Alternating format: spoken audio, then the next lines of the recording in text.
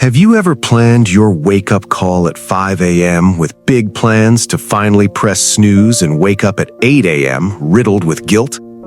Maybe you've read that people who succeed wake up early. You may have tried once, twice, even 10 times, but you always fall back into your old habits. You tell yourself, "I'm just not up in the morning. I need my sleep." But what if I told you that the first hour of your day holds the power to change your whole life? And if the story of a man could prove that your fate is decided even before the sun rises, here is the story of a man who had nothing until 5 a.m. became his secret weapon. Stay with me until the end, because that could well be the wake-up call you were waiting for. In a small industrial city where factories were busy day and night, lived a 32-year-old man named Thomas. He worked as a night security agent in a textile warehouse. Every night at 8 p.m., he arrived at the warehouse door. Every morning at 6 a.m., exhausted and empty, he went home to sleep. His salary was barely enough. He lived in a small apartment in a room with a broken fan, a mattress on the floor, and a single bulb that flashed. His clothes were a mess, his shoes had holes. But more than poverty, Thomas was suffering from something deeper. He felt trapped. Every morning when he walked into a sleeping city, he saw the lives of others through their windows. Families having their breakfast, children getting ready for school, men in clean shirts going to their offices. And Thomas thought, "Is this going to be my life forever?" He had tried to change. He had applied for better jobs, but with only one high school diploma, all the doors closed. He wanted to learn new skills, but after a night's work, he was too tired to do anything but sleep. His mother, who lived in the countryside, called him once a week. "Thomas, my son, when will your life improve?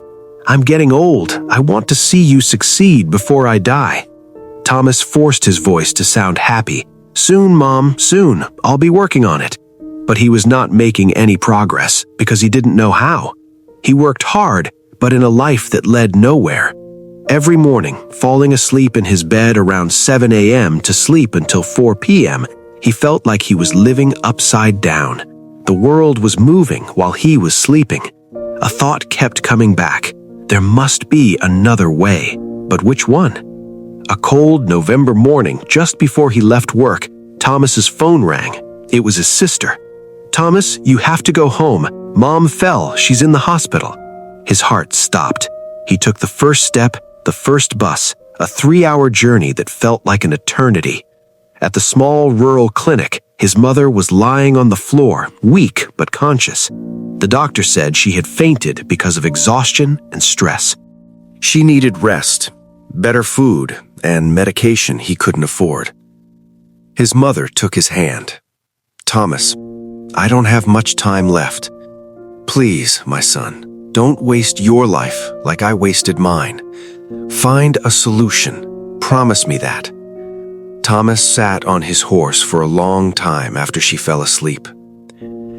He looked at his wrinkled hands, hands that had worked in the fields for decades, just like he worked at night. Both of them were struggling, but not moving forward. Something in him broke. Not sadness, but rage. Rage against his helplessness. He left the clinic and found himself in the darkness of dawn. It was 5 a.m. The village was asleep, but a few farmers were already heading to their fields. The birds were singing. The air was fresh and clean. And at that moment, standing in the silence of dawn, Thomas made a decision. "Never again," he murmured. "I won't live like this anymore. No matter what it takes, I'll find a solution." On the way back, Thomas noticed a well-dressed man. It was Mr. Chen, a wealthy businessman. What shocked Thomas was the time, 6 a.m. A rich man in an ordinary bus? Thomas gathered his courage. "Excuse me, sir, why are you in this bus so early?" Mr. Chen smiled. "Because I get up at 4:30 a.m. every morning. I use this time to read, think, and plan my day. But don't you need sleep? I sleep at 9 p.m. 7.5 hours. That's enough. Mr. Chen looked at Thomas. Do you work at night? Yes, as a security guard. And when do you sleep? From 7 a.m. to 4 p.m. Mr. Chen nodded. And you're awake when the world sleeps and asleep when the world works. No wonder you're stuck. Young man, let me give you a secret. The hours between 5 a.m. and 7 a.m. are magical. That's when you can build the life you want. But how? I work until 6 a.m. So change your schedule. Sleep at 6:30 a.m.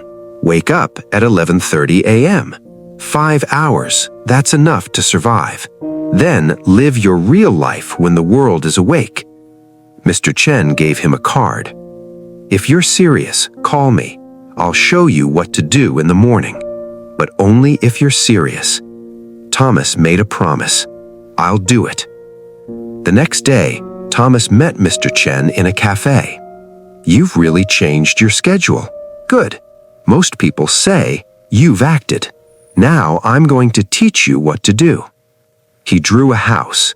The hours between 5 a.m. and 7 a.m. are your time to build your foundations.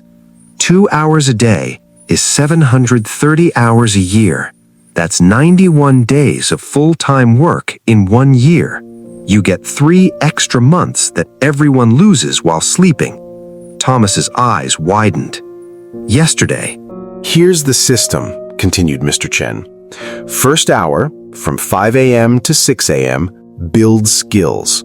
Learn something that will change your economic situation. Online course, a language, a job.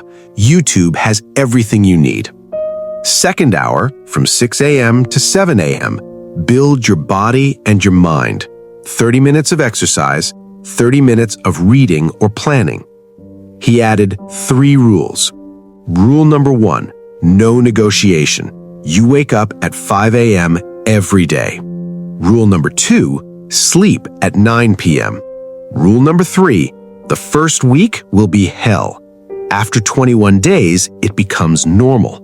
After 90 days, it becomes who you are. I give you 3 months. After 3 months, come back to see me. If you've really done the job, I'll help you. The next morning, the alarm clock rang at 5 a.m. His whole body protested, but he remembered his mother's face, the challenge of Mr. Chen. He got up. The first week was a torture. He dragged himself out of bed, sat at his table with his phone, watching free tutorials on Excel. His eyes were burning, but he didn't stop. At 6 a.m., he walked for 30 minutes, then read about accounting. Around day 20, something changed. Thomas woke up at 4:58 a.m. before his alarm clock. His body had adapted. Excel tutorials were starting to make sense. His morning walks became a pleasure. At the end of the second month, Thomas had finished 3 online courses. He had lost weight. His mind was more alive. His confidence was growing. In the third month, he created an Excel table to organize the inventory of the warehouse. His supervisor was impressed. How did you learn that? I get up at 5 a.m. and I self-train. The news reached the owner. On the 87th day, his supervisor called him. Thomas, we're expanding our accounting department. We need someone who understands our operations and has accounting skills. The job is yours. For the day, with a double salary. Thomas was speechless. 3 months ago, he was just a security agent. Now he was offered an office job. When do I start? Next Monday. That night, he called Mr. Chen. I did it! 90 days! I was hired! Mr. Chen replied, proud. I knew you could do it. Now, never stop getting up at 5 a.m. It's not a strategy, it's your life now. A year later, Thomas had become the main accountant. He had moved his mother to the city, offering her appropriate care. And every morning at 5 a.m., he always got up, not of obligation, but because his 2 hours were dedicated. His colleagues asked him, Thomas, why do you get up so early? Have you already succeeded? He smiled. Success is not a destination, it's a daily practice, and mine starts at 5 a.m. My friend Thomas's story proves something powerful. Your life can change, not one day, but right now. Starting tomorrow morning at 5 a.m. The difference between where you are and where you want to be is not talent or luck. It's how you use your time when everyone is asleep. Between 5 a.m. and 7 a.m., the world is calm. No notifications, no distractions. That's where you do the work that changes your trajectory. So, here's your challenge, the same one that Mr. Chen gave Thomas. Step 1. Tonight, set your alarm at 5 a.m. Put your phone on the other side of the room. Step 2. Decide what you're going to build during your first hour. One thing, and commit to 90 days. Step 3. Protect your bed at 9 p.m. Forget Netflix and the endless show. I promise you, if you do that for 90 days, your life will no longer be the same. Maybe you won't become a millionaire, but you'll become a different person. Stronger, more disciplined, more capable. And that person can accomplish anything. Thomas had nothing. You have more. You watch this video. You have the internet, education, opportunity. The only question is, are you going to use them? Or are you going to click on snooze and nap goes tomorrow and ask yourself in 5 years why nothing has changed? If you are ready to join the Saint Go Club, click on like now as a commitment. Then leave a comment and tell me, what are you going to build during your first hour tomorrow? Let's be responsible for each other. Share this video with someone who says he wants to change but never does. And subscribe, because every week I bring you strategies to transform your life. Remember Thomas's words, success is a daily practice, and this practice starts tomorrow at 5. Will you be awakened? Your future self is waiting on the other side of this awakening. Don't make him wait another day.